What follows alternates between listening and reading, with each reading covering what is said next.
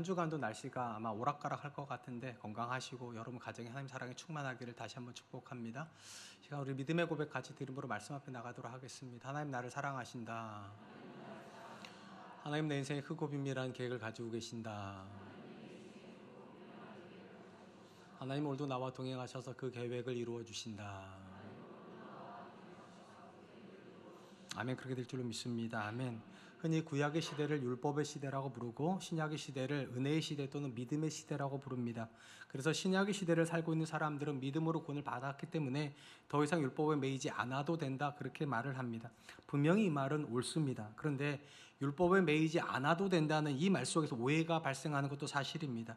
마치 믿음만 있으면 율법을 행하지 않아도 구원 얻는데 아무 문제가 없다라고 생각하는 것입니다. 이것은 절대적으로 오해입니다. 이는 예수님께서 율법을 폐하러 오신 것이 아니라 오히려 율법을 온전케 하러 오셨다고 하신 말씀에서도 분명히 드러납니다. 성도는 구원을 얻기 위해서 더 이상 율법을 행하지 않아도 되지만 믿음의 감사함으로 하나님께 율법을 행하는 사람이 되어야 하기 때문입니다. 무엇보다도 예수님께서 구약의 율법을 요약을 하시면서 하나님을 사랑하고 이웃을 내 몸과 같이 사랑하라는 것이 율법 전체의 계명이라 말씀하셨다는 점에서 구원 얻은 성도가 삶의 본질로 삼아야 되는 가장 기본적인 모습은 사랑하는 모습일 것입니다. 성도는 하나님을 사랑하고 이웃을 사랑해야 됩니다. 특별히 오늘 보면 우리가 살펴보게 될 선한 사마리안 비유는 이웃 사랑에 대해서 우리에게 주는 교훈이라고 생각하시면 좋을 것 같습니다.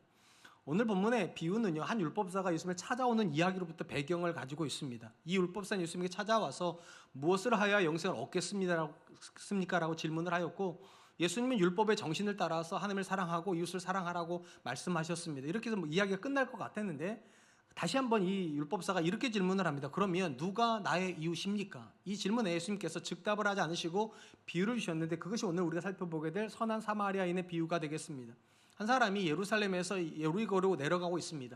여러분, 예루살렘은 유대인들에게 있어서 예배하는 장소, 그러니까 성전이 있는 곳이었기 때문에 예루살렘에서 여리고로 내려갔다는 말은 이 사람은 유대인일 것을 상징하는 표현입니다. 자, 이 사람이 내려가다가 강도를 만나게 됩니다. 옷을 다 벗겨지고 엄청나게 맞아서 죽을 지경이 되었는데 이때 세 사람이 이 사람 옆을 지나갔다는 것입니다. 제사장이 지나가고 레위인이 지나가고 사마리아 사람이 지나갔습니다. 근데 앞에 두 사람은 그냥 지나가 버렸는데 마지막 사마리아 사람이 이 사람을 돌보아 주었다는 것입니다. 그리고 예수님께서 마지막으로 질문을 하세요. 누가 이 사람의 이웃이 되겠느냐? 이것이 비유의 전부입니다.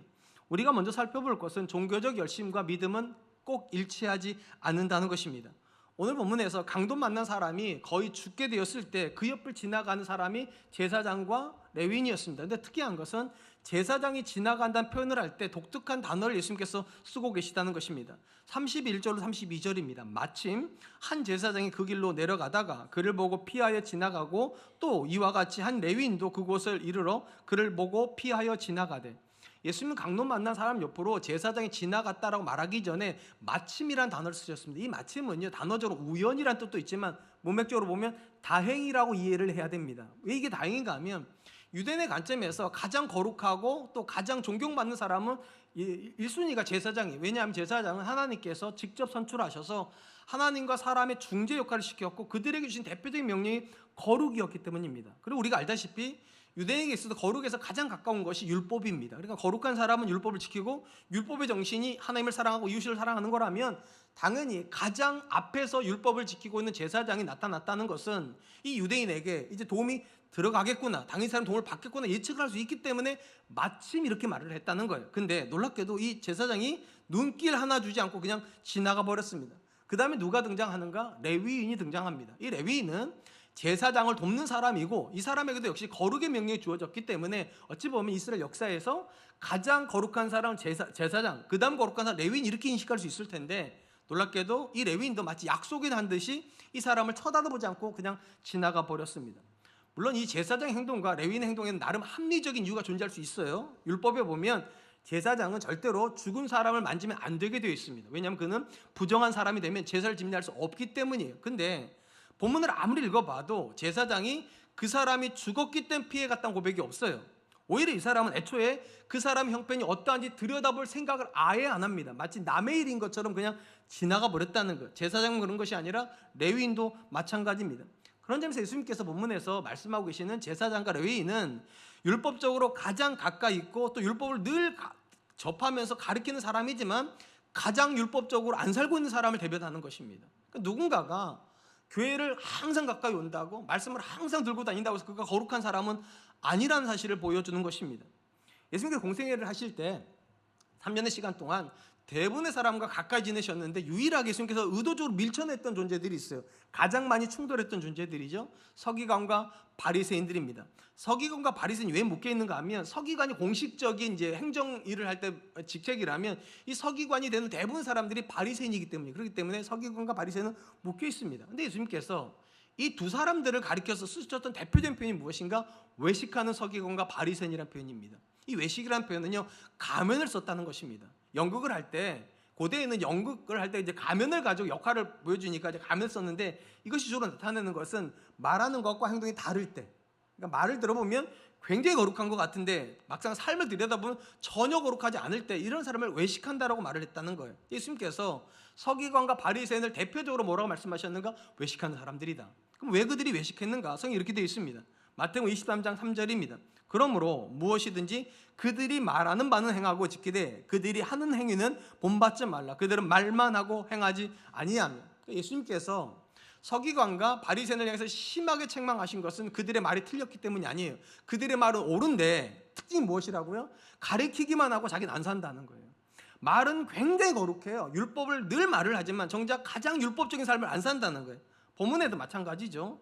늘 율법을 가까이 하고 있는 제사장이라면 당연히 거기에 있는 쓰러져 있는 사람을 돌봐주는 게 맞는데, 가장 율법적인 사람이 가장 율법을 많이 말하면서 가장 먼저 도망치더라는 거예요. 세상에 존재하는 지식은 크게 두 종류의 지식이 존재합니다. 하나는 지식만으로도 가치가 있는 지식, 또 하나는 지식만으로 가치가 없는 지식입니다. 지식 자체만으로 가치를 가진 건 대부분 정보를 담고 있는 지식들입니다. 우리가 세상에 만나는 대부분의 지식이 정보를 담고 있습니다. 가장 대표적으로 학생들이 학교에서 지식을 쌓습니다. 거긴 정보가 들어있어요. 어떤 정보입니까? 시험을 푸는 정보가 들어가 있어요. 그러니까 정보 자체만으로도 의미가 있어요. 이 정보가 많아지면 좋은 대학교 갈 수 있기 때문입니다. 근데 상대적으로 정보 자체는 그렇게 큰 의미가 없는 지식들도 존재합니다. 관계적 지식이 그렇습니다. 우리가 누군가를 만나기 전에 그 사람에 대해서 많은 걸 알 수 있어요. 사람들을 통해 가지고 그 사람이 어느 고향 출신이고 어느 대학교 다니며, 심지어 가족 안에서 몇째 아들이고 몇째 딸인지도 알 수 있으며, 심지어 그 주변 사람들에 대한 정보도 다 얻을 수 있어요. 근데 그렇게 얻었다고 해가지고 우리가 그 사람을 알 수 있습니까? 그 사람이 좋은 사람인지 나쁜 사람인지 분명히 정보는 다 가지고 있잖아요.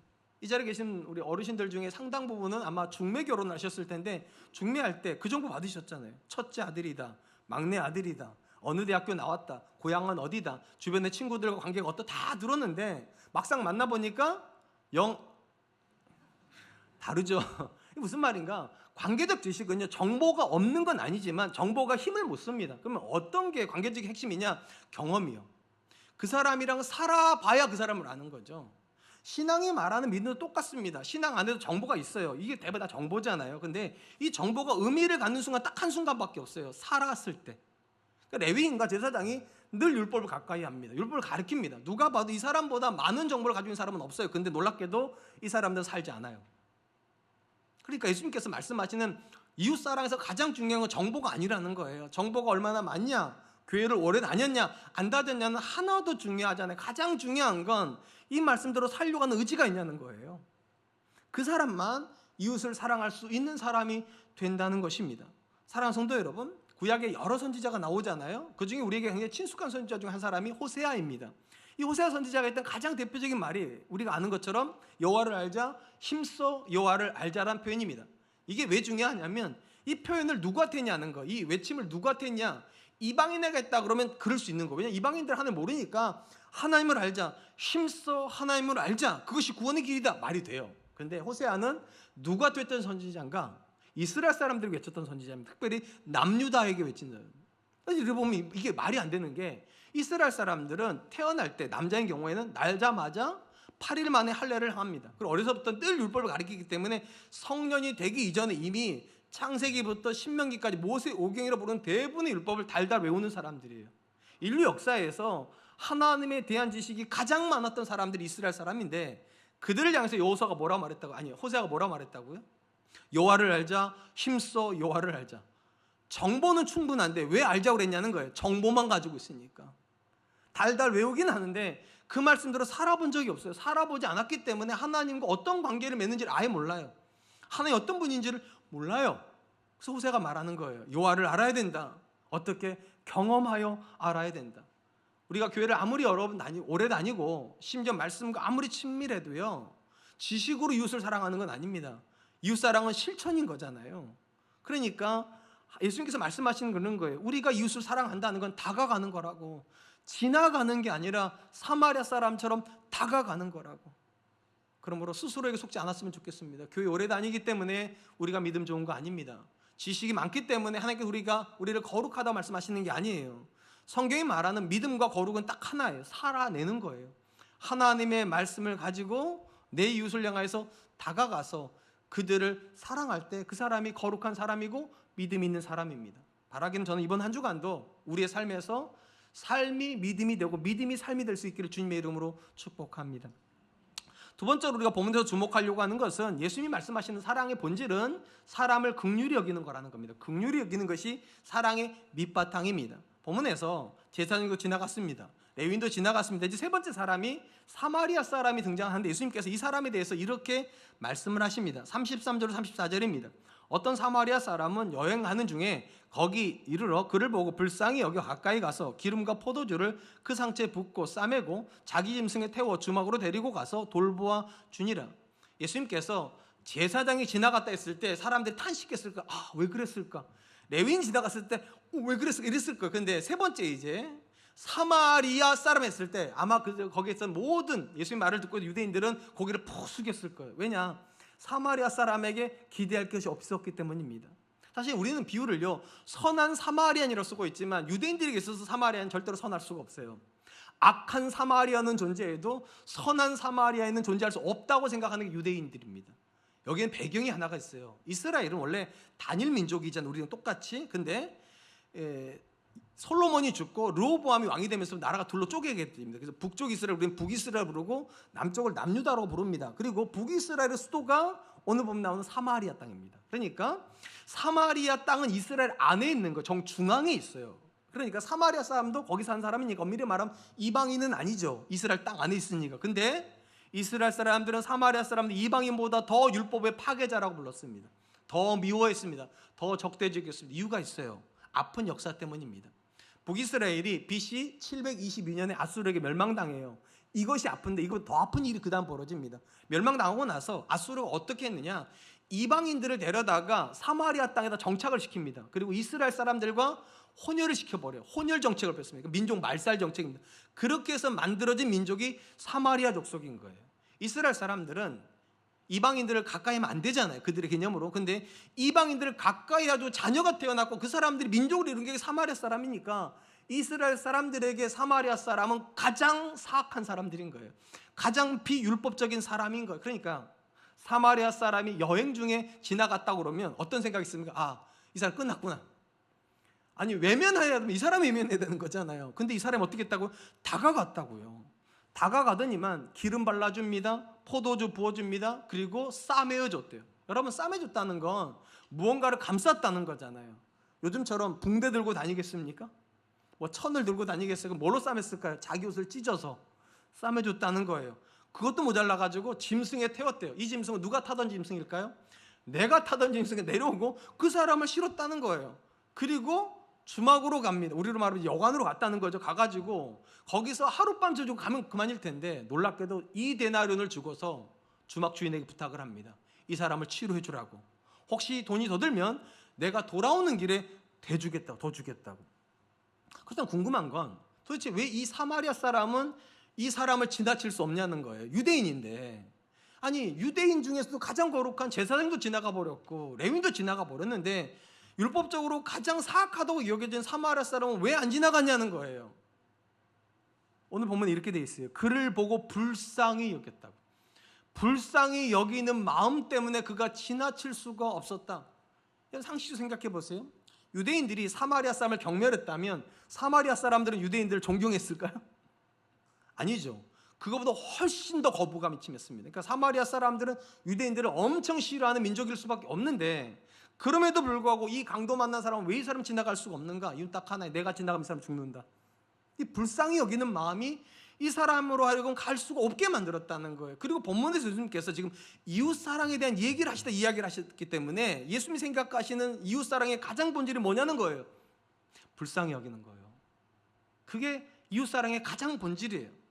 이 자리에 계신 어르신들 제가 한번 여쭤보겠습니다. 여러분 중에 남편 사랑하시는 아내분 몇 분이나 계세요? 있으시면 오른쪽 발가락 한 번만 들어보세요. 손 들면서 남편이 상처를 받으신단 말이에요. 자, 그럼 또 반대로 남편은 그렇게 아내 사랑하시는 남편이 몇 분이나 계실까요? 이러면 남자들은 다 손듭니다. 또 이게 체면이 있어가지고 또. 근데 분명한 건 남편 사랑합니까? 아내 사랑합니까? 물으면 굉장히 많은 분들이 내가 사랑하나? 안 사랑하나? 이런 분들이 계세요. 근데 이런 분들은 굉장히 많아요. 자녀가 이렇게 물어봐요. 엄마, 아빠를 왜 사랑해? 아빠한테 왜 잘해줘? 엄마 탐부로 하잖아. 아빠한테 그렇게 잘해주지 마. 그러면 엄마 뭐라고 말하냐? 이렇게 말하죠. 야, 아빠 불쌍하잖아. 아침부터 나가가지고 하루 종일 일하잖아. 아빠 상사가 아빠보다 나이가 한 살 어린 거 알아? 근데도 그 앞에 가가지고 마치 어르신 대하는 거 아빠가 좋아서 그러겠냐고. 우리 때문에 그런 거 아니냐고. 나 때문에 그런 거 아니야. 그래 불쌍해서 내가 잘해주는 거야. 아빠 불쌍해. 불쌍히 여기서 잘해요. 그러다가 이게 점점 깊어지면 사랑으로 가요. 나 때문에 저렇게 희생하는구나. 자녀가 사춘기 되면 날지 하잖아요. 뭔지 아시죠? 그러면 사춘기 꼴 보기 싫어 죽겠는데 아빠들은 막 화를 내요. 근데 엄마들은 그 아빠한테 뭐라고 그러냐. 뭐 불쌍하잖아. 얘가 공부 그 재능도 없는 거를 그렇게 하겠다고 어깨에 메고 그냥 가기도 싫은 학교를 아침마다 가는 게 안 불쌍해? 당신은? 학원 가는 게 안 불쌍해? 이게 참 신기하게 돼요. 불쌍하다는 마음이 들어가면 못 미워합니다. 그러니까 누구한테 사랑하냐고 물어보면 대답하기 참 어려운데요. 불쌍하냐고 물어보면 대답하기 참 진짜로 불쌍히 여긴 사람들이 많아요. 예수님께서 이웃사랑을 말을 할 때 사랑의 본질을 뭐라고 말씀하셨는가? 불쌍함. 사실은 사마리아 사람은 이스라엘 사람 미워해야 돼요. 도망가야 돼요. 근데 도망가지 못하는 이유 딱 하나라는 거, 불쌍히 여겨서. 이것이 가장 성도다움의 본질입니다. 성도가 어떤 사람인가? 불쌍한 마음이 체질화되어 있는 사람이에요. 교회 다니는 사람이 아니라 남편을 보고 불쌍히 여기고 자녀를 보고 불쌍히 여기고 내 주변 사람 보면서 참 저 사람 딱하다, 참 불쌍하다 이렇게 여기는 거예요. 이게 본질이 돼요. 왜냐하면 우리가 어떻게 구원받았다고 성경이 이야기를 하는가? 이렇게 기록이 되어 있어요. 에베소서 2장 4절 5절입니다. 긍휼이 풍성하신 하나님이 우리를 사랑하신 그 큰 사랑을 인하여 허물로 죽은 우리를 그리스도와 함께 살리셨고 너희는 그 은혜로 구원을 받은 것이니라. 여러분, 하나님께서 뭐라고 말씀하셨는가? 너희가 사랑할 만해서, 너희가 귀해서, 너희가 대단해서가 아니라 내가 너희를 불쌍히 여겨서. 엄밀히 말하면 거룩하신 하나님은 죄인을 가까이 하시면 안 되죠. 왜냐하면 거룩과 죄는 가장 멀리 떨어지는 단어예요. 그러니까 엄밀히 말하면 거룩하신 하나님은 죄인을 미워하는 게 맞습니다. 근데 하나님이 죄인을 미워하실 수 없는 이유가 있어요. 하나님이 긍휼하신 분이시니까. 그러니까 죄 때문에 고통을 당하는 인류를 보시고 하나님께서 미워하실 수가 없어요. 외면하실 수가 없어요. 그래서 우리에게 다가와 주신 거예요. 제가 종종 그런 생각을 한다니까요. 하나님께서 왜 나 같은 사람을 이렇게 사랑해 주시나? 내가 하나님이면 나 같은 사람 패싱해 버릴 것 같은데. 그도 그럴 것이 설교를 지금 14년째 하는데 아직도 싸워요, 아내랑.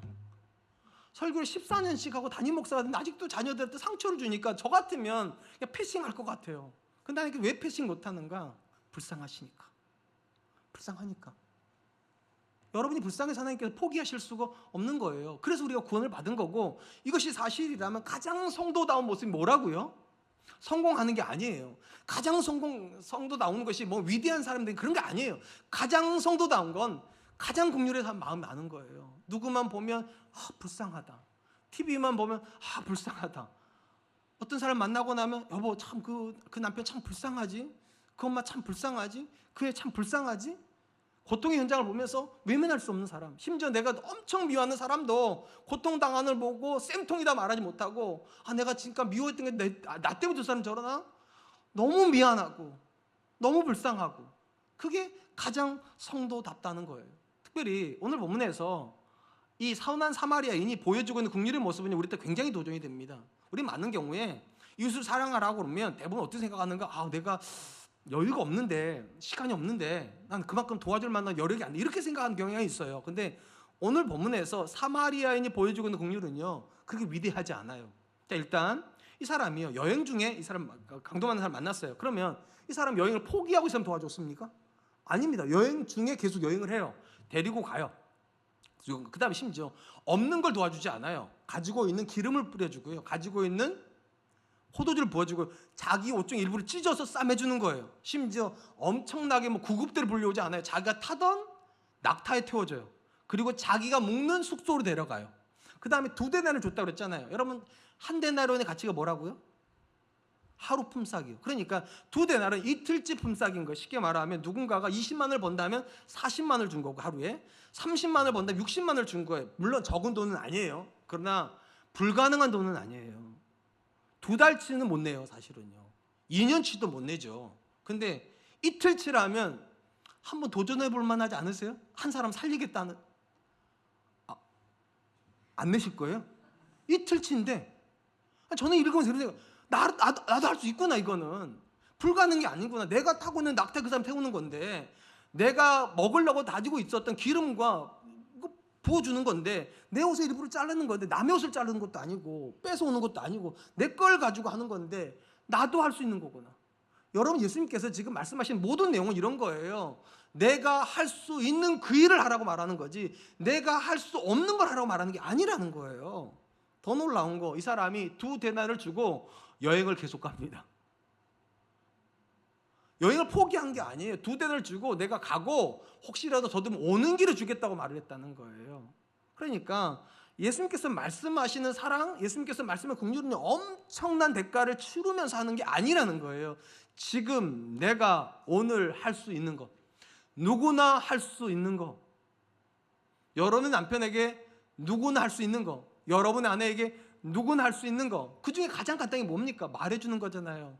여보 고마워, 애한테 수고 많았다, 정말 열심히 해줘서 고맙다, 이런 말하는 거 어렵지 않잖아요.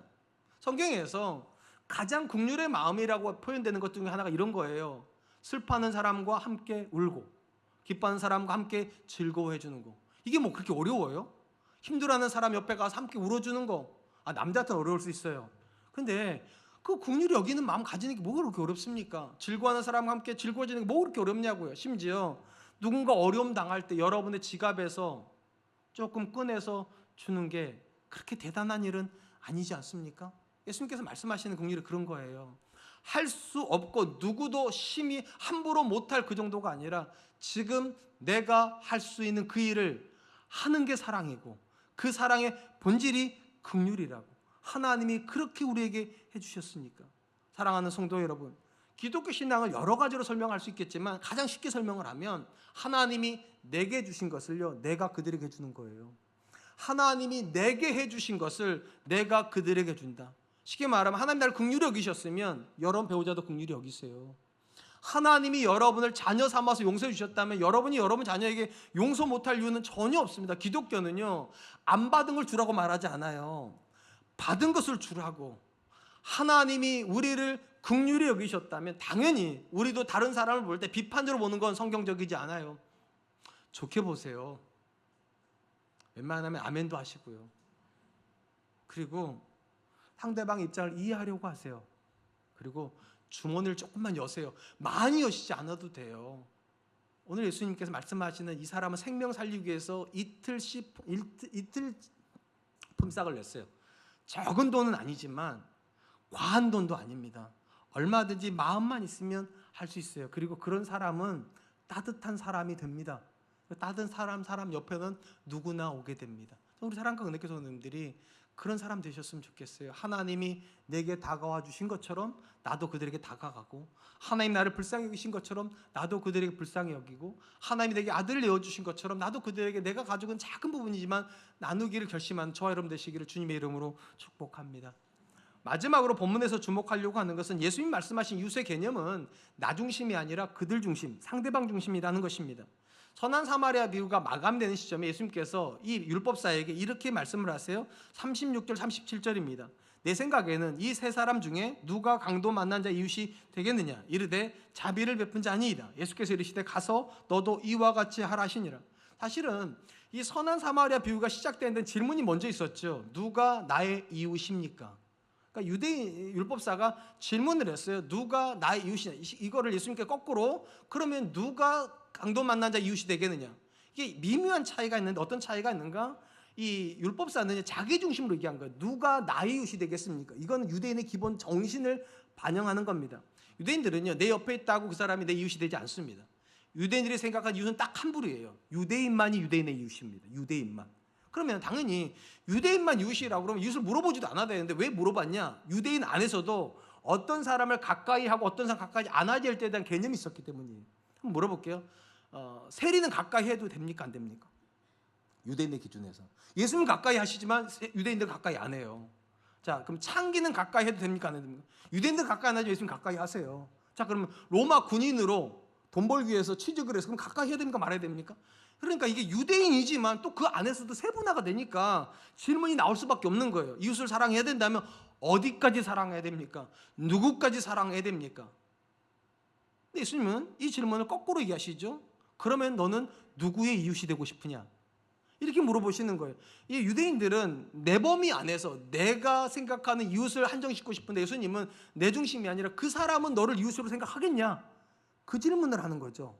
이걸 조금 더 다시 말씀드리면 이웃의 기준이 나가 된다는 건 어떤 의미를 가지냐? 이런 의미를 가지는 거예요. 내가 누구를 사랑할 만한가? 이걸 질문하는 거예요. 어떤 사람이 나한테 사랑할 만한가? 상대적으로 이웃의 기준이 상대방이 된다는 것은 상대방이 나를 사랑하는 사람으로 인식하냐는 거예요. 나를 향해서 내게 그 상대방은 친절을 기대할까요?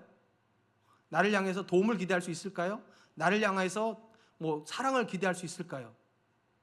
예수님은 이렇게 말씀하시는 거예요. 네가 그 사람에게 뭔가를 기대하기 전에 그 사람이 너한테 기대할 수 있는 사람이 되라고. 네가 그에게 이웃이 되어주라고. 지난 목요일에 제가 방에서 설교를 준비하고 있는데 갑자기 제 아내가 안에서 저를 급하게 불러요. 가봤더니 막 계속 막 토하고 있어요. 우익 하고 있어요. 멀쩡하던 사람이 갑자기 막 우익 하길래 제가 깜짝 놀라서 왜 그러냐고 그랬더니 막 세상에 빙글빙글 돈대요. 이석증이 온 거래요. 이석증. 막 빙글빙글 돌아가지고 어찌 할 바를 모르는 거예요. 그러면서 저보고 병원을 데려가 달래요. 근데 여러분 저는 몰라서 그러시는데 저는 웬만하면 병원 안 가요. 웬만하면 저는 뭐 그런 병원을 좋아하지 않으니까 그래서 평소에 저 같은 안 데려가는데 그날따라 이게 극률의 마음이 있었는지 제가 제 아내를 데리고서 병원까지 가가지고 주차하고 한 시간 반 정도 치료를 다 받게 해줘서 그리고 제가 부축해가지고 다 와가지고 집에 딱 갇혀놔서 그랬더니 제 아내가 뭐라 했냐면 여보 당신 오래 살아. 당신 없으면 나 안 될 것 같아. 당신밖에 없어. 아들 둘은 있지만 걔네들은 나한테 이렇게 안 해줄 것 같아. 당신만 그러니까 제가 그때 확인한 거죠. 제 아내가 저한테 내가 이웃이구나. 이 사람한테는 사랑을 기대할 수 있구나. 이 사람한테는 친절을 기대할 수 있고 뭐라고 들으시는 거예요 지금. 그러니까 우리는 근본적으로 상대방이 나한테 도와줄 수 있는가? 상대방이 나를 사랑하는가? 상대방이 나를 도와주는가? 이런 개념으로 내게 누가 이웃이 묻는데 예수님 그렇게 물어보시는 게 아니에요. 상대방이 너한테 네가 기대하는 똑같은 걸 기대할 수 있냐는 거예요. 친절을 기대할 수 있을까? 도움을 기대할 수 있을까? 구제를 기대할 수 있을까? 사랑을 기대할 수 있을까? 분명한 건 오늘 본문에 나오는 세 부류의 사람은요 다 이 사람을 가까이 하지 말아야 될 이유가 다 있어요. 자, 제사장 왜 가까이 하면 안 됩니까? 혹시라도 죽은 사람 만지면 안 되니까 가까이 하면 안 되는 거예요. 레위인도 마찬가지로 거룩의 개념이 있기 때문에 그 사람 만지면 안 되는 거예요. 그래서 아예 이 사람들한테는 이 사람이 이웃이 될 수가 없는 거예요. 내 일에 도움이 안 되니까. 그렇게 따지면 이 선한 사마리아인도요 가까이 다가가면 안 되는 이유가 있어요. 왜냐하면 여행 중이잖아요. 혹시라도 이 사람 죽으면 무덤도 파줘야 되고 이게 얼마나 번거로워요. 가까이 안 되는데 가까이 안 할 수가 없는 이유가 있죠. 내가 지나가면 저 사람 어떻게 될까? 이 마음이요. 어쩌면 저 사람한테 내가 마지막 기회일지도 모르는데 내가 지나쳐버리면 어떻게 되지? 그러니까 자기를 생각하는 게 아니라 그 사람 입장에 생각하는 거예요. 그 사람이 나한테 뭐를 기대할까? 도와주기를 기대하겠지. 당연히 그러겠지. 데리고 가는 거예요. 우리가 일상에서 많은 관계를 맺습니다. 여러분들은 주로 어떤 관계를 맺으시는지 모르겠습니다. 근데 제가 안 봐도 거의 비슷해요. 대부분 사람들은 나 중심적으로 관계를 맺습니다. 어떤 건가? 내가 만나면 편한 사람이요. 내가 좋아하는 사람이요. 그리고 내게 도움이 되는 사람이요. 아닙니까? 저를 봐도 그렇더라고요. 내가 편한 사람이라 보고 싶지 만나가지고 계속 불편해하는 사람을 만나고 싶지 않아요. 저는요. 또 제가 좋아하는 사람 만나고 싶지 저를 싫어하는 사람 제가 만나고 싶지가 않아요. 또 내가 가끔 좀 도움 좀 줄만한 사람이 좋지 내가 맨날 도와줘야 되는 사람이 그렇게 좋지는 않아요. 나 중심적이니까. 이것도 나쁘진 않아. 왜냐하면 관계를 대부분 그렇게 맺으니까. 근데 이 관계에는 한계가 있어요. 어떤 한계가 있는가? 나 중심적 관계는요 취약점이 하나가 있습니다. 갈등의 상황에 취약합니다. 왜냐하면 누군가랑 틀어질 때가 있잖아요. 그때 나 중심적 사람은 안 움직입니다. 상대방이 움직이길 기대해요. 내가 중심이니까 상대방이 나한테 와서 잘못했다 말해야 돼요. 내가 원하는 일을 해야 돼요. 그게 안 되면 관계는 깨집니다. 아무리 친했던 사람도 나 중심적 관계 속에서 갈등을 빚으면 대부분 깨지게 되어 있습니다. 상대적으로 오늘 본문에 선한 사마리아인처럼 관계를 맺는 건 어떤 것입니까? 그 사람 위주로 맞는 거, 그 사람 위주로요. 그 사람이 뭐를 기대할까? 그 사람이 나한테 어떻게 해주기를 기대할까? 제가 종종 여러분들 그런 말씀 드리잖아요. 제가 지금 이제 목회를 한 지가 14년째 돼가고 있고요. 설교도 이제 14년째 하고 있는데 가장 괴로운 게 뭐라고요? 부부싸움 하는 거라고 말씀드려요. 저 요즘에 이제 저희 아이들하고는 거의 잘 안 부딪히는데 우리 아내하고는 여전히 의견이 좀 안 맞아요. 최근에 안 맞은 적은 없어요. 잘 살고 있는데, 자, 부부싸움을 해요. 예전처럼 똑같아요. 지금도 똑같이 싸우면 같은 방 있고 싶지 않잖아요. 그러니까 제 아내가 아들 방에 가요. 저는 제 방에 있어요. 그 안방에 있어요. 자, 그리고 예전에는 제가 어떤 생각을 했는가? 야, 그때 아까 내 아내가 그 말만 내가 안 했어, 나한테 안 했어, 내가 화 안 냈는데, 그 생각하는 거야. 내 아내가 뭘 잘못했는지. 그때 내 아내가 바로 자기 잘못 인정만 했어도 내가 그때 안 냈지만 계속 그 생각을 했어요, 제가요. 최근에는 어떤 생각이 드는가? 아까 내가 그 말 하지 말 걸 그랬나? 그랬으면 내 아내가 아마 화 안 냈을 텐데. 내가 지금 아마 내 아내가 지금쯤 내가 와가지고 문을 두드리고 내가 사과하기를 기다릴 텐데. 이런 생각을 내가 요즘 해요, 요즘요. 생각을 한다는 거예요. 지금까지 한 번도 그렇게 못 해봤어요. 근데 생각을 갑자기 이런 생각이 드는 거예요. 아니, 예전에는 내 아내가 지금이라도 문 열고 와서 나한테 잘못된 말하면 내가 용서해 줄 텐데 이 생각을 했는데, 최근에 와서는 제가 아마 내 아내가 지금쯤 내가 저 문을 열고 자기 앞에 가가지고 미안해 이 말해주면 아마 내 아내는 나를 용서할 마음이 있을 것 같아. 여기까지 왔어요. 여기까지. 아직 문을 못 열어봤어요. 지금도 여전히 제 아내가 저한테 와가지고 미안하다고 말을 해요. 근데 요즘은 제가 화를 금방 푸는 이유가 그런 생각이 있었기 때문에, 아마 내 아내는 지금쯤 아마 내가 미안하다고 말하기를, 그때 아까 내가 말한 거에 대해서 사과하기를 기다리고 있겠구나. 여러분, 그리스도인이 된다는 게 그런 거예요. 예전에는 내 생각만 하는 사람들이었다는 거죠. 내가 생각할 때 내 아내가 지금 이렇게 잘못한 거야. 내가 생각할 때 내 아이는 이렇게 잘못한 거야. 내가 생각할 때 교회 목사님이 이렇게 잘못한 거야. 다 내 중심으로 생각했는데 어느 날 생각이 바뀌는 거예요. 목사님도 이유가 있겠지. 내 아내도 생각이 있겠지. 우리 아이도 생각이 있겠지. 그리고 내가 그의 마음을 헤아려주면 나는 그에게 이웃이 되는 거예요. 내가 그에게 이웃이 되면 그가 나한테 이웃이 되는 거 더 쉽겠죠. 예수님이 말씀하신 거예요. 누가 나의 이웃입니까? 질문했대. 예수님이 뭐답을, 네가 이웃이 되는 그 사람이 너한테 이웃이 되는 거라고. 그렇게 말하는 거예요. 율법사는 이웃을 말해주시면 제가 이웃이 되겠다고 말하는데, 예수님은 그렇게 말씀 안 하는 거예요. 네가 이웃이 되어주는 사람이 너에게 이웃이 되는 거라고. 다가가서 문 두드리고 문 열고 여보 미안해 말해주는 남편이 평생 밥 얻어 먹는 남편이 되는 거고요. 맨날 아내가 와가지고 문 열어주는 남편은 나이가 들면 좀 구박받는 거. 그러니까 이 본문은 굉장히 의미가 있어요. 누가 나의 이웃입니까? 내가 이웃이 되어준 사람이 내게 이웃이 된다. 관계 안에 문제가 생기는 대부분의 관계는 어떤 관계입니까? 나 중심적 관계를 맺고 있는 사람이에요. 아내가 사랑할 만하니까 내가 사랑하는 거고, 자녀가 잘하니까 내가 잘해주는 거고, 내 주변 사람들이 나한테 친절하게 나도 잘해줘, 이런 사람들이요. 근데 관계가 아무런 문제가 안 생겨, 문제가 있어도 그 관계를 다 풀어내는 대부분 사람은 어떤 사람들입니까? 상대방에게 찾아가는 사람들이요. 내가 미안해, 내가 잘못했어, 내가 생각해보니까 아빠가 아까 그 말 안 했어야 되는데 네한테 상처 준 것 같아, 미안해. 내가 너의 이웃이 되려고 하면 그 사람은 나를 밀어내지 않습니다.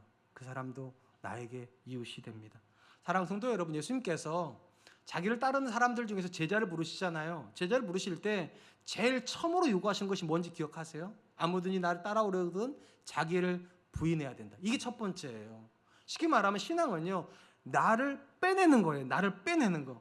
이게 참 어렵다니까요. 모든 관계는 나 중심으로 맺는데 나를 빼내버리면 그 관계는 어떻게 맺는 거예요? 이렇게 맺는 거라고요. 하나님 중심으로, 그리고 이웃 중심으로. 사실 대부분 사람들이요, 하나님을 먼저 생각해야 된다고 그러면 성도들은 반대 안 해요. 그렇지, 하나님 먼저 생각해야지. 지금 이 상황에서 하나님이 뭐를 원하실까 먼저 묻는 거 하나도 어렵지 않죠. 두 번째가 어려운 거, 두 번째가. 내 아내는 뭐를 원할까? 이 질문하는 거예요. 내 남편은 뭐를 원할까? 내 자녀는 뭐를 원할까? 지금 이 어려운 상황에서 내가 원하는 거 너무 분명해요. 근데 그걸 뒤로 미루고 그 상대방인 아내가, 남편이, 자녀가 이웃이, 친구가, 동료가 뭐를 원할까를 먼저 묻는 거 참 쉽지 않아요. 근데 신앙은 그걸 묻는 거라는 거예요. 점점점 내가 원하는 것은 뒤로 밀리고 하나님이 원하고 그들이 원하는 내가 되기를 원한다. 여러분 어떤 사람 되고 싶으십니까? 저는 여러분들이 여러분 배우자에게 사랑받는 사람 되기를 원하셨으면 좋겠어요. 여러분들이 여러분 자녀들에게 존경받는 부모 되기를 원하셨으면 좋겠어요. 여러분들 여러분 주변 사람들에게 칭찬받는 사람 되기를 원하셨으면 좋겠어요. 그것이 신앙인이에요. 그리고 그렇게 되려면 매일같이 빼내야 되는 것이 하나가 있어요. 내가 뭘 원하는지 버리세요.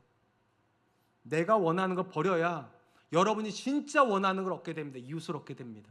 그리고 그 사람들이 여러분들에게 가장 귀한 사랑을 줄 겁니다. 전 저와 여러분들이 그런 분들 되셨으면 좋겠습니다.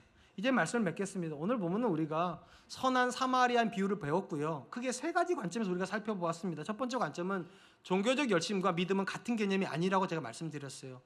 종교적 열심으로 지식은 많이 늘릴 수 있어요. 근데 지식이 믿음이 되지 않아요. 삶이 믿음이 됩니다. 그러니까 머리로 아무리 하나님 사랑한다고 말을 해도 삶의 현장에서 사랑하지 않으면 사랑하지 않는 것입니다. 두 번째로 이웃사랑의 가장 기본이 뭐라고요? 불쌍히 여기는 거예요.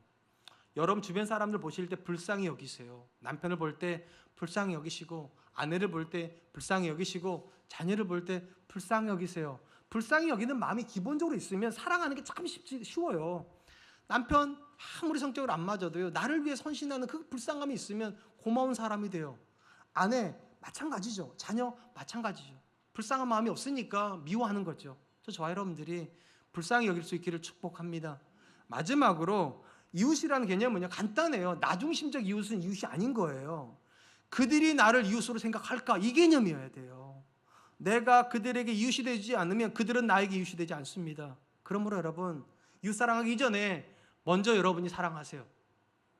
그래야 그들이 여러분들이 사랑할 만한 사람이 될 겁니다. 전 저와 여러분들이 그럴 수 있기를 주님의 이름으로 축복합니다. 주신 말씀을 기억하면서 세 가지를 위해서 기도하죠. 첫 번째, 하나님, 내가 종교적인 열심 있는 사람이 아니라 삶이 믿음이 되고 믿음이 삶이 되는 그런 삶을 살 수 있도록 주님 도와주시옵소서. 두 번째, 하나님, 누군가를 판단하는 그런 마음이 아니라 항상 누군가를 볼 때마다 긍휼의 마음으로 바라보는 사람 되게 해주십시오. 가까이 있는 배우자를 긍휼히 여기고, 자녀를 긍휼히 여기고, 함께 신앙생활하는 성도들을 긍휼히 여기며, 직장에서 만나는 많은 동료들을 불쌍히 여기는 그런 사람 되게 하여 주십시오. 마지막 세 번째로, 나중심으로 내가 누구를 가까이 해야 나한테 좋을까를 묻는 사람이 아니라 그들이 나를 가까이 하는 것이 즐거움일까, 그들이 나를 좋아할까, 그 질문을 하고 그들에게 먼저 내가 이웃이 되고 그들이 내게 이웃이 되는 복을 누릴 수 있도록 주님 도와주시옵소서. 우리 한 번만 그렇게 기도하도록 하겠습니다. 기도하겠습니다.